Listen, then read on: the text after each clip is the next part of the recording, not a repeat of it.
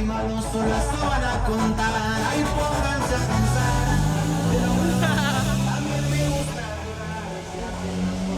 went to high school with a lot of amigos. My name is Haleen, and I am a documentary filmmaker. Last year, I was approached by Elemental and California Strategic Growth Council to go into frontline communities and investigate how they're building resiliency. I think that the city failed the people. Giving community residents a seat at the decision-making table. We want to be heard. Resiliency for me is us not just be able to survive, but to thrive. What transforms a place? For me, the hood is like a real place of community. Although I lived in East Oakland, Deep East Oakland is a whole nother environment. And if you want to go to the Deep East and do something worthwhile, you probably got to check in with the hood planner. That's Keita Price. So with it, I'm Keita Price, Deep East Oakland native, the hood planner. Keita has been on the forefront of community-led development piloted in East Oakland. Oakland, you feel me? Mecca of the Black Panthers. Panther Cubs. Self-determination is like bread in us. Deep East Oakland is considered pretty much everything from east of 73rd. And in our eyes, it's the area that's been most divested in.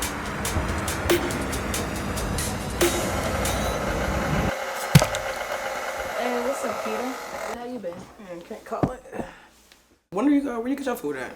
Usually get it from donations from farmers markets, but you know, farmers markets are also getting a little bit expensive. Food just costs hella much. The community knew what their problems were. I know for sure it's a couple of community gardens in the area. Plain and Justice got a farm, about to build an aquaponics farm. Keita's role was to check in on the projects to see how they were going. We, the community, always point fingers at the city, but I feel like to some extent, as a hood planner, I want to hold accountability to the community as well. I'm gonna go help over there and plant some trees and make sure the spacing is good. Through a revolutionary program called Transformative Climate Communities, or TCC, Keita and her community have the opportunity to implement projects that would help the people of Deep East Oakland and build that resiliency. Yes. There's another side to this coin of community-empowered development. I picked up Randall Winston, and we drove over to the state capitol building. So do you have any initial thoughts, like being here and looking at that? It's where the action happens. The battles were fought. You know, it took a village to get that legislation to pass. Randall is a policy fellow at Elemental Accelerator and former executive director at California Strategic Growth Council, where he led the vision for the Transformative Climate Communities program. Well, it's been a while. As a part of his fellowship, he is working to scale this model to other cities, states, and federal agencies. Councilmember. I was gonna say, that's Mike Flad. Yeah, I arrived in Sacramento in 2011. I kept seeing and sensing a disconnect. And the disconnect was really, you had regulators and policymakers deciding this is what we believe is best for disadvantaged communities. But really the responsibility rests with the local government and not with the state to ensure that justice is being done. And that was my concern. How could we create a bottom-up process that puts the tools of decision-making in the hands of those with the lived experience? You had legislators in Sacramento who were very skeptical that we'd see any kind of improvement in those places.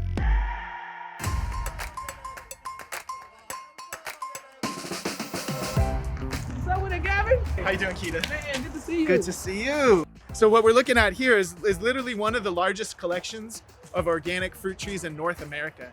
It's a lifeline for people. It's not just about staying free from incarceration, it's about all the ripple effects from that.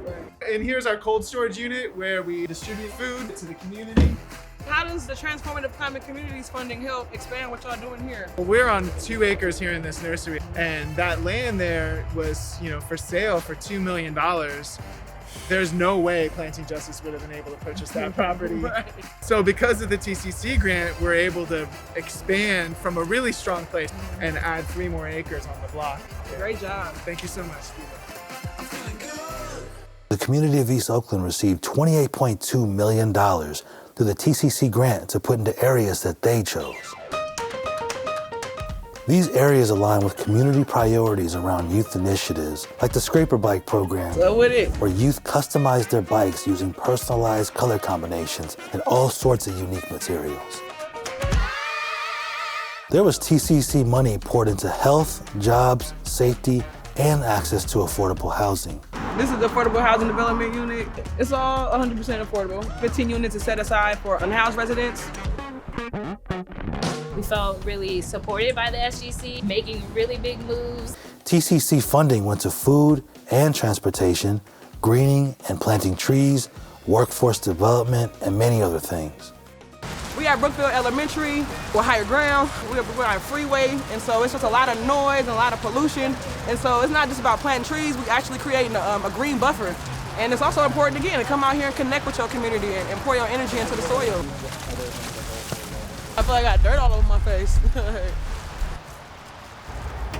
So, Hey, what's up? love you. You too. Collard Green from Plain Justice. Okay.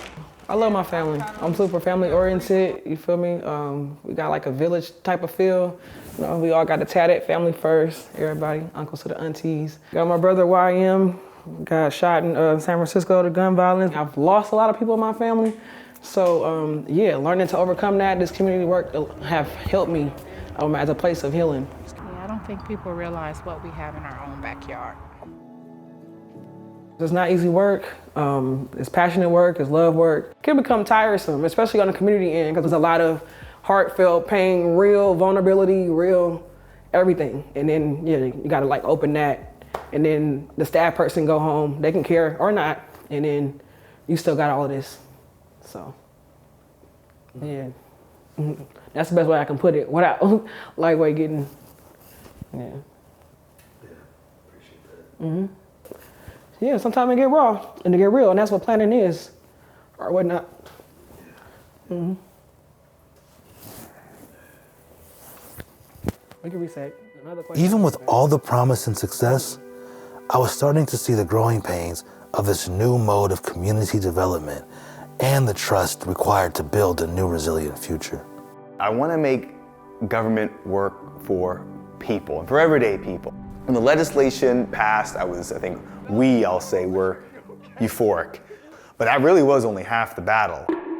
We asked everyone to attend a community meeting at St. Rez Baptist Church in West Fresno. Welcome, Mr. Winston. To convey the message and convince the community. And I've never seen somebody take as many hits. Southwest Fresno has a history of not getting the money.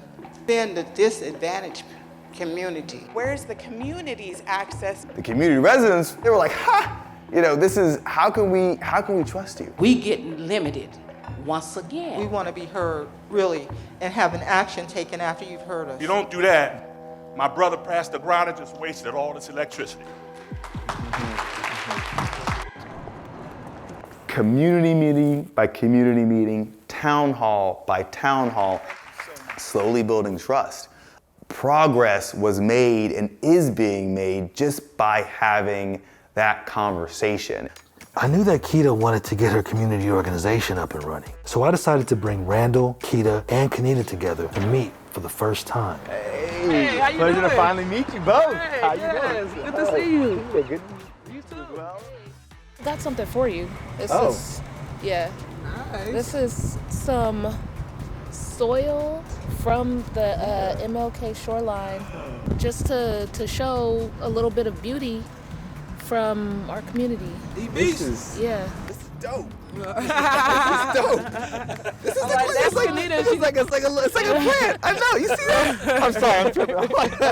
Thank you so much. Yeah, you're welcome. Keita shared with Randall her visions of the future, visions that are currently at risk, especially if communities are not given a seat at the table in the same way that TCC has afforded them. TCC really allowing us to be flexible and, again, take opportunities into our own hands. What I had learned about TCC and its impact was staggering. There have been $330 million awarded to 30 communities. That's 398 affordable housing units built, 12,995 trees planted, 6 new parks, 6 new community gardens, 26 zero-emission buses, 861 workers placed in jobs, and more. I just want to say I appreciate you and your passions and taking the journey you did and getting us to TCC. There are tens of billions of dollars in state and federal infrastructure investment being allocated right now. We have seen time and time again that when a community is truly empowered to lead, innovation and resilience follow. Now it's really time to roll up our sleeves.